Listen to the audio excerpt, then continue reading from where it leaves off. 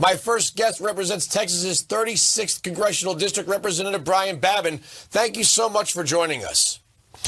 Before we get into Durham's testimony, which was extremely interesting, and I'll be playing a lot of clips of it, you know, the media, CNN, MSNBC, the old school major networks, they're all saying Republicans are losing their minds or jumping up and down or getting angry about this Hunter Biden deal. No, I think it's just laying bare that what normal people would go to prison for, like lying on a federal firearms form and tax evasion, he got a slap on the wrist without the slap. No question about it. I mean, even some Democrats are griping about it, saying that they would be some of the black folks in entertainment said if it had been them, they would be arrested. This is a total double standard, as we've seen and known all along.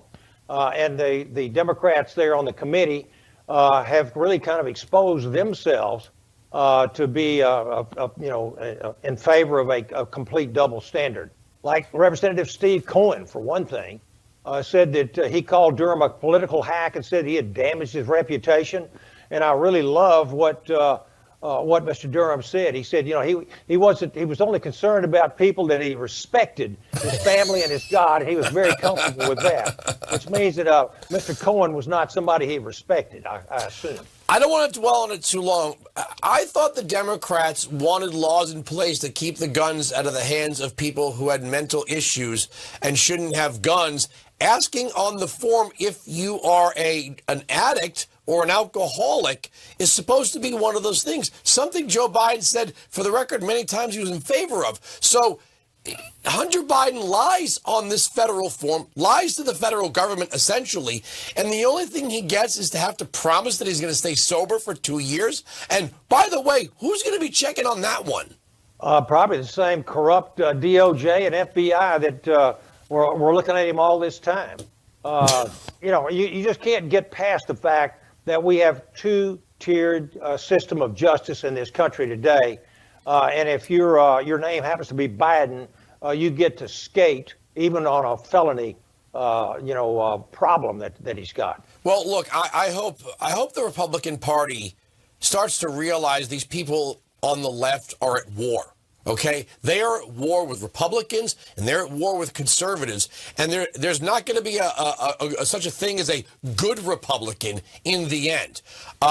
Probably their theory is the only good Republican is an incarcerated one. So let's talk about Durham. The most disturbing thing that we found from his report was that Comey, McCabe, Strzok, and Page withheld from subordinates, both special agents and legal counsel, the fact that this document that they were being asked to submit was created and drawn up by the Clinton campaign and was unsubstantiated and uncorroborated. I feel bad for those agents that unknowingly created a fraud on the FISA court. They went in, a warrant under our Constitution is signed with oath or affirmation, right? They right. Swore out that they said in court, this is all real what we're submitting to you, and they got that FISA court warrant to surveil Carter Page and George Papadopoulos. Carter Page was working for the CIA, one of the good guys, talking to the Russians for intelligence, and they ran him up. There's no question about it. I mean, I think Hillary Clinton had, I think that's one thing we know, that this was a plan that she had actually signed off on. And we now know that it was a complete and total sham, this Crossfire Hurricane. The FBI agents that were involved in it, the rank and filers, were completely shocked and surprised when they found out the truth.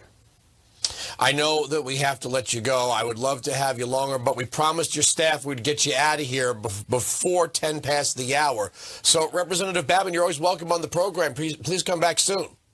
Absolutely. Thank you very much. And keep exposing the truth of this double standard and the direction that this Democrat Party under the Biden administration and Obama administration is taking our great country.